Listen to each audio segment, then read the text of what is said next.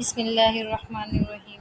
السلام علیکم محترم ناظرین، قصص الاسلام میں ایک بار پھر آپ کا خوش آمدید۔ محترم ناظرین، آج ہم معجزات رسول عربی صلی اللہ علیہ وآلہ وسلم کے بارے میں کچھ جانکاری حاصل کریں گے۔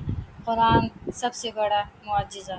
حضور کریم صلی اللہ علیہ وآلہ وسلم کے معجزوں میں بڑا معجزہ قرآن شریف ہے کہ جس کی ایک سورت کے برابر عبارت بھی کوئی نہیں بنا سکتا، اور قرآن شریف میں گزری ہوئی اور آئندہ کی سچی سچی غیب کی خبریں بھی موجود ہیں۔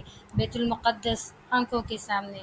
حضور کریم صلی اللہ علیہ وآلہ وسلم جب معراج شریف سے مشرف ہو کر لوگوں سے بیان کرنے لگے اور بیت المقدس تک اپنے جانے کی خبر دی تو کفار نے ان کو جھٹلایا اور بیت المقدس کی نشانیاں پوچھنے لگے، تو بعض ایسی علامات پوچھی کہ جس میں شب آپ نے غور نہ فرمایا۔ تب اللہ تعالیٰ نے بیت المقدس کا منظر آپ صلی اللہ علیہ وآلہ وسلم کے روبرو ظاہر کر دیا، تو آپ نے خوش ہو کر صاف صاف نشانی بیان فرما کر سب کو شرمندہ کر دیا۔ چاند کا دو ٹکڑے ہونا۔ نبی کریم صلی اللہ علیہ وآلہ وسلم نے اپنے انگشت مبارک سے اشارہ کر کے چاند کو دو ٹکڑے کر دیا۔ سروں پر مٹی۔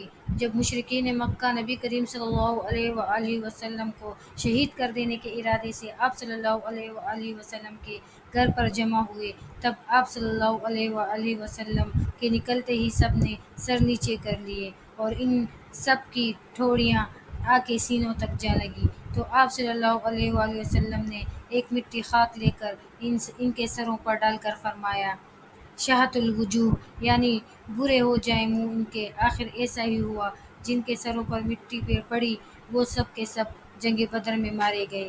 جنگ میں کافروں کو شکست۔ نبی کریم صلی اللہ علیہ وآلہ وسلم نے جنگ حنین میں ایک مٹی خاک اپنے دشمنوں کے منہ پر پھینکی تو اللہ تعالیٰ نے ان سب کو شکست فاش کر دی۔ مکڑی کا جالا بنانا۔ حضور کریم صلی اللہ علیہ وآلہ وسلم جب غار میں جا کر چھپے تو مکڑی نے اس غار کے منہ پر جال لا دیا تاکہ دیکھنے والوں کو معلوم ہو کہ اس میں کوئی نہیں ہے۔ سراقہ کا زمین میں دھنسنا۔ حضور کریم صلی اللہ علیہ وآلہ وسلم جب مدینہ منورہ جانے کے لیے نکلے تو آپ صلی اللہ علیہ وآلہ وسلم کو پکڑنے کے لیے سراقہ بن مالک آپ صلی اللہ علیہ وآلہ وسلم کے پیچھے نکلا۔ جب قریب پہنچا تو اس گھوڑے کے پاؤں سخت زمین میں دھس گئے اور آگے نہ بڑھ سکا۔ دست نبوت کا کمال۔ ایک بار حضور کریم صلی اللہ علیہ وآلہ وسلم نے ایسی بکری کے پیر پر ہاتھ پیر رکھے جس نے ابھی نر کی صورت نہیں دیکھی تھی، تو آپ صلی اللہ علیہ وآلہ وسلم دست مبارک کی برکت سے دودھ دینے لگی۔ ام معبد کی بکریاں دودھ سے لبریز۔ مدینہ منورہ کے راستے میں ایک بڑھیا ام معبد نام کی بکری جو بالکل ضعیف تھی، آپ صلی اللہ علیہ وآلہ وسلم کے دست مبارک اس پر پھیرنے سے بہت دودھ دینے لگی، حالانکہ اس میں اس سے پہلے کچھ دودھ نہیں تھا۔ آنکھیں ٹھیک ہو گئی۔ حضرت قتادہ بن نعمان رضی اللہ تعالیٰ عنہ کی آنکھوں میں زخم ہو کر پانی رخسار پر بہنے لگا۔ آپ صلی اللہ علیہ وآلہ وسلم نے اس کو اکٹھا کر کے اپنے دست مبارک سے اس کی جگہ پر رکھ دیا، تو آپ کے دست مبارک کی برکت سے ان کی آنکھیں اچھی ہو گئی، بلکہ پہلے سے زیادہ بہتر اور جمال ہونے والی ہو گئی۔ انگلیوں سے چشمے ابل پڑے۔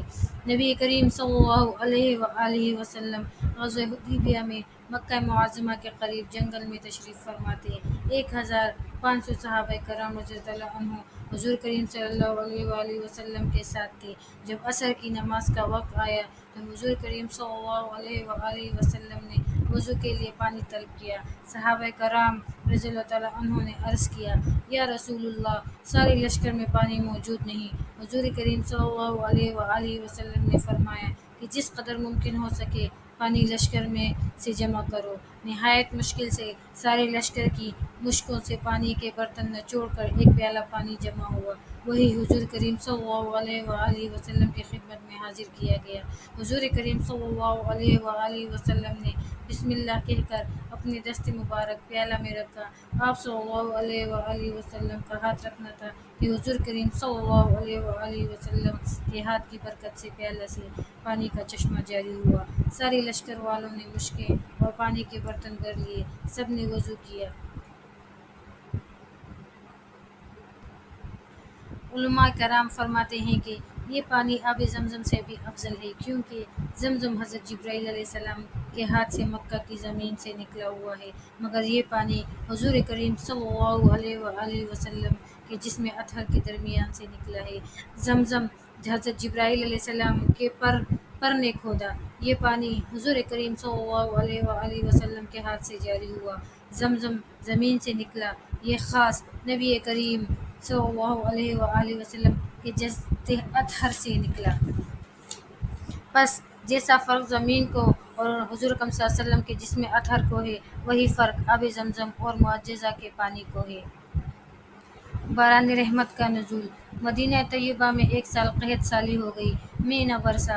حضور کریم صلی اللہ علیہ وآلہ وسلم جمعے کے روز خطبہ ارشاد فرما رہے تھے۔ ایک اعرابی نے حاضر ہو کر عرض کیا، یا رسول اللہ صلی اللہ علیہ وآلہ وسلم، جانور ہلاک ہو گئے، کھیت درخت خشک ہو گئے، غریب لوگوں کے بچے فاقہ سے مرنے لگے، یا رسول اللہ دعا فرمائیں کہ اللہ تعالیٰ میں برسائے۔ یہ سن کر حضور کریم صلی اللہ علیہ وآلہ وسلم نے خطبے میں اپنا ہاتھ آسمان کی طرف اٹھا کر فرمایا، اے اللہ بارش برسا دے، خشک زمین کو تر کر اور سوکھے کھیتوں مردہ زمین کو زندہ کر دے۔ اس جمعۃ المبارک سے دوسرے جمعۃ المبارک تک میں برستا رہا۔ جب دوسرے جمعۃ المبارک کو حضور کریم صلی اللہ علیہ وآلہ وسلم جمعے کا خطبہ فرمانے کے لیے کھڑے ہوئے، پھر ایک اعرابی نے عرض کیا، یا رسول اللہ بارش کی کثرت سے اندیشہ ہلاکت ہے۔ یہ سن کر حضور کریم صلی اللہ علیہ وآلہ وسلم نے خطبہ میں دعا فرمائی، مولا کریم مدینے کی بستی میں کھل جائے، جنگلوں میں برسے، دریا میں برسے، ضرورت کے موقع پر برسے۔ فائدہ: مسلمانوں، زمین آپ کی اطاعت کرے، آسمان آپ کی اطاعت کرے، ہوا آپ کی مطیع ہو، پانی آپ کی مطیع ہو، بادل آپ کی دعا سے برسے، آپ کی دعا سے کھلے، مگر اطاعت نہ کرے تو کون؟ انسان۔ پھر آپ کی امت کا مسلمان عبرت اور غیرت کی جگہ ہے۔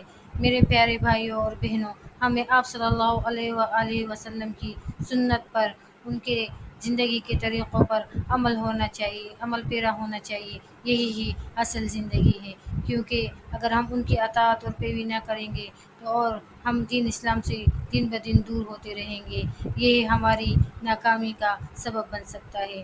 محترم ناظرین، معجزات رسول صلی اللہ علیہ وآلہ وسلم کا اگلا حصہ دوسرے ویڈیو میں ملاحظہ فرمائیں۔ اگر آپ نے ابھی تک ہمارے چینل کو سبسکرائب نہیں کیا تو براہ کرم ہماری حوصلہ افزائی کے لیے اسے سبسکرائب کریں اور اپنے دوستوں کے ساتھ شیئر کریں، تاکہ زیادہ سے زیادہ لوگ اس بہترین پیغام سے مستفید ہو سکیں۔